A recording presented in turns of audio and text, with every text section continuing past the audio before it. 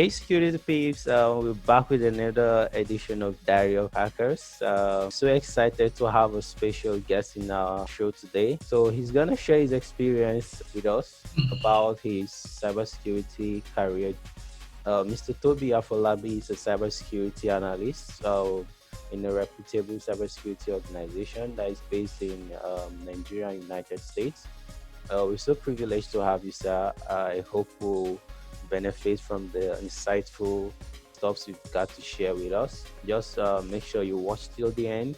So to start with, sir, I want to know you more better, sir. Who are you? What do you do? Where you work?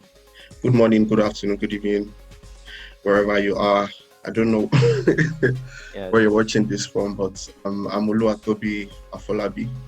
And as Joshua has introduced me, I'm a security analyst with DIGISS LLC. So DIGISS LLC is a cybersecurity service provider, and we also do a lot of cyber threat intelligence, and then we also do training. So Cyberation is the training division of DIGISS. So we do a lot more of training too. So about me, I'm just a random security guy. Um, I finished from the University of Ilorin, did telecommunications and networking, and then I found my passion in cybersecurity after taking a course in my final year that was focused on network security. And ever since then, I've just been trying to learn more about cybersecurity and upskill myself. I enjoy security engineering, um, penetration testing, but I really don't do a lot of penetration testing on the job. Well, it's something I have a passion for and I do during my free time. I also have write-ups here and there, a couple of certifications to my name, a couple of projects I've done, and yeah, that's me in summary. Oh, wow. Interesting. So, what were the things you considered as mistakes when you were venturing into the field? So I wouldn't particularly call them mistakes. I'll just say that there was a lot I didn't know about cybersecurity, which I feel is most of what people actually think cybersecurity is in Nigeria, especially. And to be honest, it would be hard for you to break into the field if you have that mentality. So the mentality I had was cybersecurity was just all about, learning, hacking stuff and breaking stuff, bypassing systems, funding systems and everything, but it is much more beyond that. And that's why maybe in my first experience learning about cybersecurity, I experienced stunted growth. Like I wasn't learning a lot because my focus was just limited to one aspect of cybersecurity, and I didn't have the resources to, sort of follow through.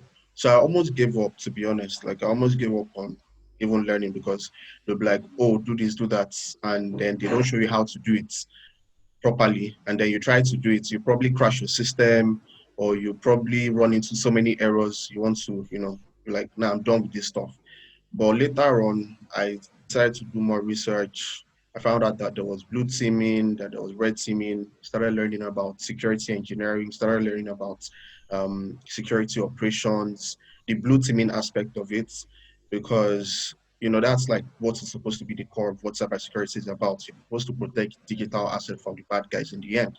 So whether you're on the blue team or on the red team, the aim is to make the organization more secure and more protected from cyber threats and attacks. So I started learning about those, and I won't lie, learning a lot about blue team helped me enhance my red team knowledge, because in order for you to break the rules, you have to learn the rules, right? So I learned about security controls, I learned about security processes and procedures, I learned about incident response. I learned all of this from Cyber, to be honest. Well, Cyber, I picked up all of this knowledge from. So I learned a lot about what cybersecurity was before I decided that, okay, this is where I have passion in, like part of cybersecurity I had passion in, which is red teaming operations. Yeah, so that was the mistake I made, the mistake of not learning about all those things before jumping into cybersecurity. Wow, amazing. Blue or red teaming, which do you think is easy to break into, or which one can we say it's a beginner friendly since you've tested the both sides? Well, um, as we know, there is unlimited resources and knowledge about red teaming. You understand? Right now, you have more red team content on the internet. You have Hack the Box, you have Try Hack Me, you have Pentest Academy, you have Pentester Lab. You have many of these platforms teaching you about red teaming and not a lot teaching about blue teaming. And even the ones that teach about blue teaming are quite expensive. So that's more or less where there is a gap. There is a knowledge gap in the amount of blue team resources you can get and red team resources. Let's say, for example, you want to be a blue teamer and you don't have maybe a sufficient enough machine that can host a SIM for practice sake, like security onion, for example, you need like 99 gig of storage and you need certain types of hardware for you to be able to run some of these things. You get it will be so hard for you to learn these blue team tools. And I won't lie, the better you are at the use of tools, the more likely you get noticed. That's just how this industry works. Um, so if you don't have knowledge about these tools, it's more difficult to break into the field. So in Nigeria, blue teaming is the easiest path to get your first job as a security guy. As far as I'm concerned, most organizations are looking for security analysts. They're not looking for people who will come and help them to hack. No, they're looking for guys that can come in, help them consult, help them protect their networks, help them, foresee attacks before they happen. That's cyber threat intelligence. You understand? Those are the types of guys that they need on their team. Um and that reason why you should want to think of you can just think of it as a means to an end. Fine, you have a passion for breaking stuff, you have a passion for breaking machines. But if you really want to get a foothold in cybersecurity in Nigeria, you might have to go down the blue team path. Because if you take a look at most of the organizations out there, like my organization, we haven't hired for a penetration tester since forever. You understand? I do the pen tests most of the time. And I didn't break into the organization as a penetration tester. I broke into the organization as a cyber threat intelligence analyst. If you take a look at Cyber Sock Africa, you hardly see them putting out an advert for a penetration tester. What they ask for is a security analyst, Analyst. somebody to work in their security operations center. Or if you look at the banks too, you understand. Yeah. So now, I'm not trying to say that you shouldn't learn about red teaming. Learn about red teaming. Be passionate about what you really care about. You understand? Mhm. But just have it at the back of your mind that it might not really get you the job immediately, especially in Nigeria. If you are planning on working outside Nigeria, fine. You would find a lot of opportunities for junior penetration testers, but those opportunities are incredibly limited here. So you only get frustrated when you have all of the skills, when you have all of the abilities. You understand? When you have all of the red teaming knowledge, and then there is nowhere for you to really practice them aside hack the box or try hack me, then at some point you become frustrated and you might also want to give up. But you know, the means to an end is to get a blue team job. When you get a blue team job, at some point with more experience, those opportunities will come. The opportunity to do a pen test because you have the skill to be to do a pen test will come. The opportunity to even migrate abroad at some point as an experienced guy in the field who has knowledge about red team will come. So yeah, and at the moment, I think most training guys are realizing the fact that there is need for blue team training.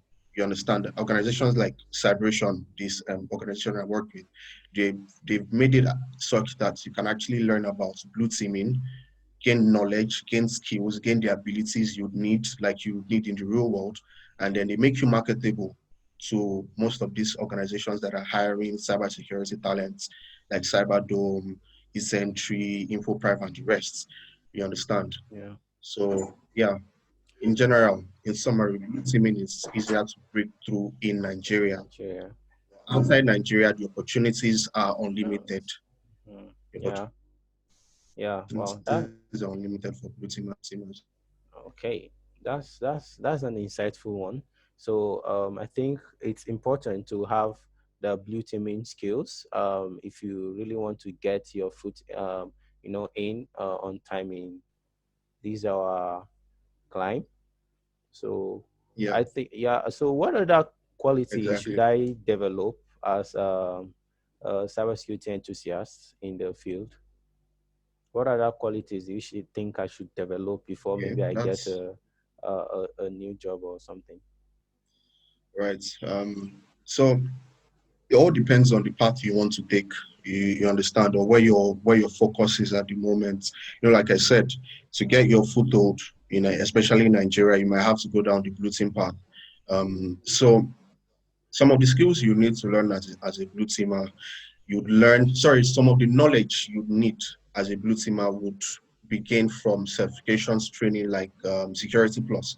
I'm not trying to say that there is no other way of learning, but if you want a structured way of learning and staying on track, more like going to school, you understand, you can learn outside of school, but it is all over the place. But a certification puts you on track. You understand, it's certification training like Security Plus, for example, you learn all about the people, the process, the technology of cybersecurity. You'd learn about cyber threats and attacks. You understand? So you gain all of that knowledge through certification training like Security Plus or cyber defense analyst. Um, and that skill that would be important would be specific to where you are trying to break into. Like I said, so moving on from the whole knowledge thing, some other skills you need to have are like soft skills. You need to be able to write, because you might need to write reports. You understand? What's the entire point of doing a penetration test when your report is incomprehensible? You get, in the end, the report is very, very important. You need to learn soft skills. You need to learn how to speak. You need to learn how to present your findings to management and people around you or to your supervisor. You understand? So you need to learn soft skills, presenting, writing skills. You need to learn to communicate. Communication skill is also very, very key. You need to learn how to collaborate as a team. So all those things, sort of like come together. So those are the soft skills. So now the technical skills, as a blue teamer, you learn Linux administration, you learn networking, you learn packet analysis, you learn cyber threats analysis and stuff from using a SIM, which you can set up your home lab to learn. For a red teamer, of course, there are unlimited resources. Sign up on Hackbox, learn how those techniques that you're using actually apply in the real world. You understand? Don't just use an exploit. Read about the exploits, learn why it works, and learn why it won't work. You understand? Read up on the things that would advance your knowledge in any area you wish to specialize in. And over time, you get noticed in no time. Okay, well, that's incredible one. So, so far, sir, what has been your motivation to keep pushing forward? Because sometimes it gets so overwhelming, and you're trying to do some kind of tasks, and you get really tired and all of that. So, what has been your own motivation to Mm-hmm. keep pushing forward? Um, as the Christian that I am, there's a God factor. No, I would never leave that out. It plays its parts, and also the desire to not fail. You understand? Hmm. Like the fear of failure can actually be a motivation. So there's this quote that says that fear inspires. So it was actually in the song. Said that fear inspires him like a gun inspires a rabbit. Understand? So if a rabbit sees a gun, like a hunter, to run for its life and then to escape death. So the fear of, falling short sort of like motivates me. I'm like, okay, no, if I do not study now, what's the point? What would I end up gaining? And then the fear of not being left behind. I don't want to be left behind. Do you understand? Keeps me going. Also, I never, I said my passion is in red teaming. Do you understand? Like I enjoy, there is a certain joy I get when I own boxes. So when I get bored or when I get tired, I fire up hack the box and then I start popping shells and then that joy comes and then I keep being reminded of why I started in the first place. Yeah. You understand? the reason why I started in first place was because I enjoyed the feeling of owning a system. That's just the truth. You enjoy that feeling. It's a rush. Yeah. So that's another thing that keeps me going. That's another thing that keeps me going, you know. And as I start, I desire to, you know, leave my mark in the field of cybersecurity, or in terms of cybersecurity in general, on a larger note, because the current state of cybersecurity in Nigeria is very, very devastating. You have cyber criminals everywhere, and you know, it's like one of my life's mission to, you know, reduce the the amount of cybercrime we have in Nigeria. I know I single-handedly don't possess that power, but I believe that I can be an inspiration to other youths who would want to consider its career in cybercrime, and then they'll look up to me and then they'll be like, okay, yeah, there's actually a way you can make it without, you know, being a cyber criminal or being a cyber fraudster. So that's another one of my motivations. So all of these things just keep me going. Just, you know, it's beyond money. I'll not lie. Money is good. Mhm. I know it's like money is good. Like when you get paid, so it's also a good feeling. Nice. Yeah, money is actually good. But apart from cybersecurity, what are your Yeah. other hobbies and interests you have? Let's say you say that you watch football, you do this or you do that. What's your own interests, hobbies apart from cybersecurity? I don't have a lot of hobbies, but outside of cybersecurity, first I think that counts as a hobby. And then I'm also a big fan of anime. I watch I used to Yeah, watch a lot of anime when I had a lot of time on my hands. So I would sit down and watch seasons of Bleach or Naruto or One Punch Man and the rest. You understand? Like I'll sit down, I would not sleep. So those are the things that let me just count the things that keep me up at night as my hobbies. Anything that keeps me up at night is literally my hobby. So hack the box is one of my hobbies, but it won't count because you said outside of cybersecurity. yeah. Um, so yeah, those are my very, very few hobbies. I think I like music, but not the type of music that everybody listens to. Actually, I get a lot of motivation from certain types of music, EDM to be precise. I listen to Tobu, Tim Yosef, Alan Walker, and those guys. You know, their song just pumps the blood and then keeps you motivated. So yeah, I think probably listening to music should count as one of my hobbies. And then I swim, but I haven't swum in forever because of COVID-19. Um, I like taking pictures, but also I have not done that in a very long time. I also used to have the talent of drawing, but left that behind. So Interesting. Interesting. mhm. Yeah, I think, well, because you know you learn a lot of life lessons from anime. To be honest, you learn the lessons of never giving up on your dreams and fighting for what you believe in, and you know those types of things are what you find in security professionals because this thing we are doing is almost like a lost cause because Mm, cyber criminals will keep on coming. You yeah, understand? And then you just keep going and going and going and going and then keep trying to keep them out. You know, it's almost like a lost cause, but you never give up on, you know, yeah, believing in a perfect world and this yeah. type of anime types of ideologies. All right. So, one last thing, sir, before we go. What's your day like as a cybersecurity analyst? Well, um, my day as a security analyst is not as fancy as you would imagine, or it's not as fancy as, you know, those videos you watch on YouTube. Yeah. So so my day is like your typical day. So I wake up in the morning, you know, freshen up, grab breakfasts, and then I resume. Actually, I work from home, so I resume at my workstation, check my emails first, go through all of my emails, and when I go through my emails, check for any task that has been assigned to me, and then once I'm once I confirm any task that has been assigned to me, I start to work on those tasks.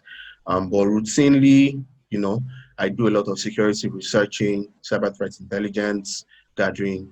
During the day, I also do security monitoring.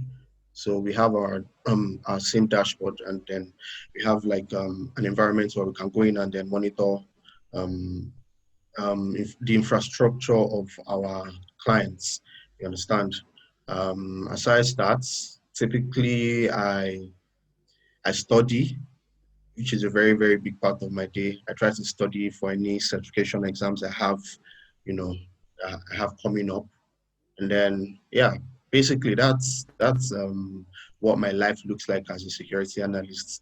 It's very, very dynamic because I don't have a daily routine. It is very, very, very super dynamic. It's a super dynamic. I can go from not having a lot to do in a day to having so much to do in a day, and I have to stay up at night to finish up.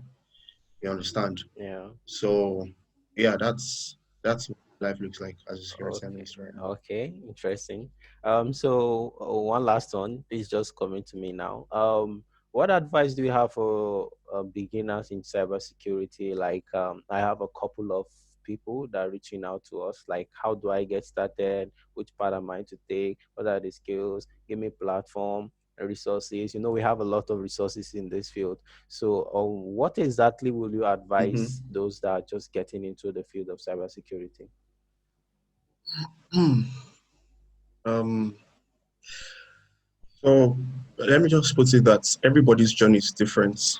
Yeah. That's one thing you have to first realize. Fine, you can learn from people and you can, find that you look up to in the field, but you have to just realize that your journey might be totally different from theirs, and what worked for them might not work for you.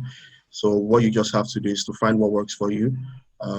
There's a method behind every madness, and cybersecurity is madness on its own. So you Definitely. have to find that method, and once you find that method, that winning formula in cybersecurity, then it will just be you'll be going from grace to grace, or you'll be going like higher in the field. So find what works for you, play to your strength.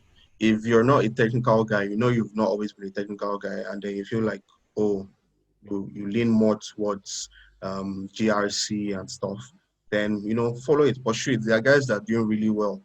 And what people need to just realize is that the guys that really make the most money in this field are actually non-technical Technical people. people. You Yeah. understand? So you need to take note of that. I'm not trying to say that technical guys are not very well compensated. They are very well compensated, and if it's your passion, continue being your technical guy that you are. Um, so yeah, just keep pursuing your dreams. Don't give up on what you believe in. In terms of resources, you can always reach out to me. I have lots and lots of resources, security certification resources, how to build your home lab, how to where to go to learn certain things, people you can follow on social media to improve your cybersecurity knowledge on a general notes. You understand? I have all of those resources at my fingertips. Things you can do to how to find jobs. You understand how to write your resume properly and all those things. Yeah, that's one other thing that people tend to leave out of their whole getting into cybersecurity talks. Resume writing, how to tailor your resume to the job you are looking for. You understand? I know a lot of people might say that they do not have a lot of experience, that they do not have some of the qualifications. But what I do as a person individually is I look at where I want to be. Like if in the next 2 years I want to be a security architect, I go on LinkedIn and look at the job descriptions of security architects, and then I look at the skills that are required of them, and I try to learn those skills. I try to learn those tools. I try to learn some of those things that are required for you to operate or function in that role, and I try to fill that knowledge gap. You understand over time, so I would get to my goal in the end. So that's another thing you might want to do. If you don't have a lot of if you don't have a lot of experience, another thing you can do is build your home lab and sign up for a course or a certification. You understand, and those skills that you learned off that certification can fill the gap for your experience. I would not lie. Like there is a way you can tailor your resume in such a way that you would have zero experience in cybersecurity, but you get a cybersecurity job. Um, when I was fresh out of the university, I didn't have any experience with cybersecurity. I was in 2017.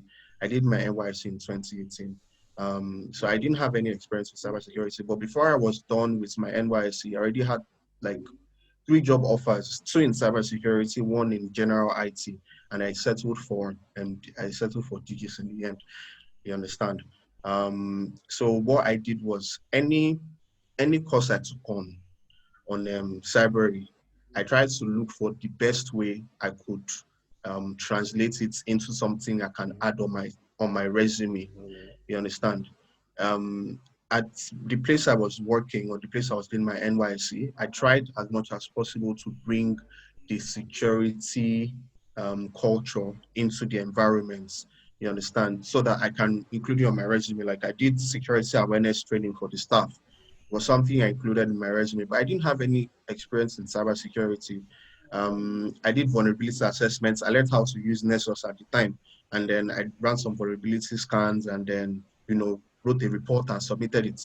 So those were the things I included on my resume. Even if you are running your vulnerability scans on hack the box machines, you can put it there that you know how to do vulnerability assessments or you know how to do vulnerability management based on your experience with doing hack the box or based on your experience with doing try hack me in some blue team rooms and the rest or in your home lab. So include all those things. None of that stuff is irrelevant, to be honest. That's what will set you apart from the other guys that are trying to get in that same position you're applying to. So yeah, just continue to hone your skills, continue to learn, continue to build a network of people. Building a network of people is very, very important. So if you're trying to break into the field, join forums, join groups, meet up with people, attend conferences, attend webinars, um, send people connection requests on LinkedIn, slide into their DM, send them messages, tell them, oh, you need an opportunity. Put yourself in their subconscious, and when there is an opportunity, they will definitely reach out to you. You'll be the first person on their mind. It's not something I have tried, but I know people that have applied these things and then it works for them. You understand? It worked for them. Personally, I got my job off Jobberman.